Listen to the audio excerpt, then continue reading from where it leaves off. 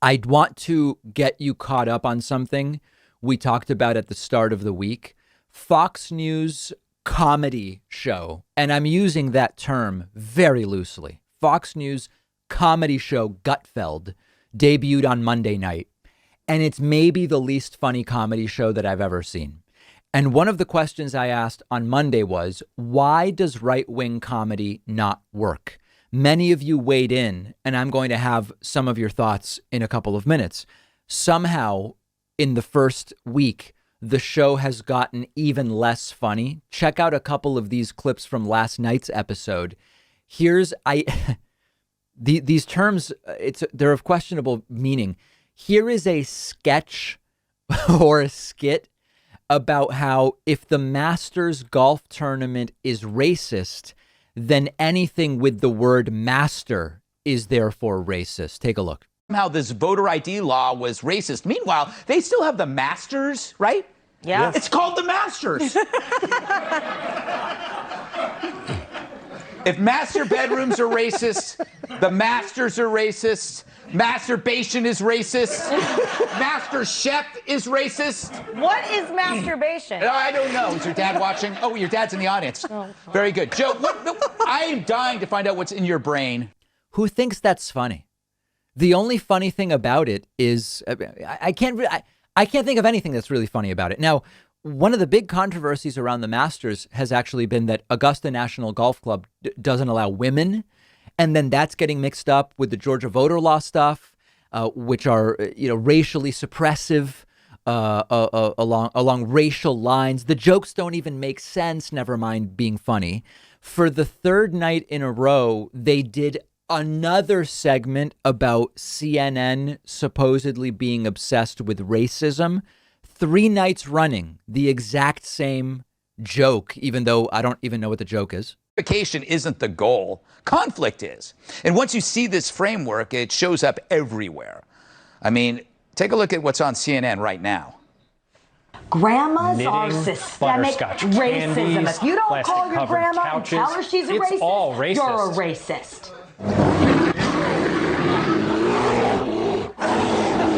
Maybe the bear does have a point there. The bear is a racist. He is a racist. So 3 nights in a row with that one. I don't know if they can't come up with anything better or they think that one's really working. It's not clear. If it was a good joke, I could maybe see going with it, like go with what works. This is not a joke that's working. And I also am wondering, like, is there really a studio audience or is the laughter just employees who are hanging out in the room? Because it sounds very, very sparse. Like it's all very strange, every detail. If you were trying to make a satire of right-wingers doing a comedy show, this is what a Saturday Night Live skit about right-wing comedy shows would look like. But this is actually the show. So now on to your comments. I asked on Monday, why can't right-wingers do comedy? Why doesn't it work? And I got a bunch of interesting responses. Many of you wrote to me and said, David, the reason you said, sir, the reason right-wing comedy doesn't work is because right-wingers want to watch news channels and get angry, not watch news channels and laugh. I think there's probably something to that to some degree. Another idea is that right-wingers become motivated and activated by disinformation that's presented as fact. So when they have disinformation presented as comedy, they're not sure, like, are we supposed to laugh? Are we supposed to take it seriously? Are we supposed to rant in all caps on Twitter? Like, what are we supposed to do as a result of this?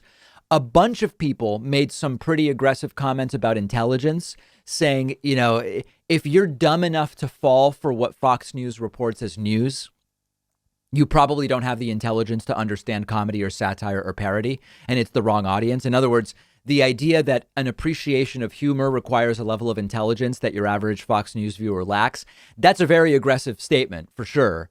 But maybe there's something to it. You tell me.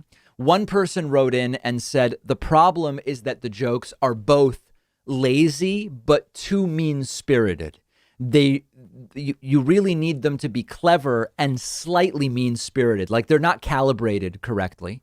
One viewer suggested that the problem is that it is humor, but it's basically an adult version of the high school bullies making fun of the one disabled kid or the one black kid. So it just comes off as like crass and inappropriate rather than funny. That's a pretty interesting analogy, actually. There may be something to that. And then last thing, and there's a common thread to all of these. Someone wrote to me and suggested they're not really doing satire. They're expressing the same contempt that they express all the time in a way that they hope will get people to laugh. And it just doesn't work. I think there's something to all of these critiques for sure. Let me know why you think this right-wing comedy idea is not working.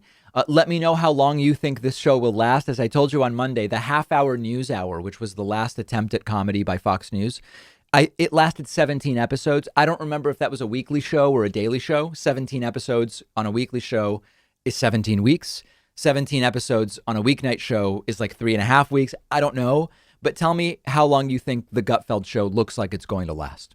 You may not have known this, but when you see me sitting here on the show, I am often wearing shirts by a company called Teddy Stratford. I asked them to be a sponsor because they are by far my favorite shirts that I own. With almost all other slim fit button-up shirts I've worn, you get this annoying stretched out gap in the chest where the buttons are, which does not look good.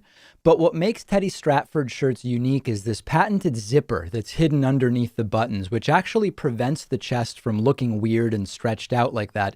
It looks really good. And just all around, they cut the entire shirt in a specific way that makes your upper body look a lot better. It's just a much nicer and more stylish fit than you get from other shirts. And they hand make everything with 100% Egyptian cotton and flat felled seams, which means it's going to be a lot more durable than other shirts and last a lot longer, which I really love. Go check them out at davidpakman.com/Teddy. The link is down below and they'll give you 15% off your first order if you use the coupon code Pakman at checkout.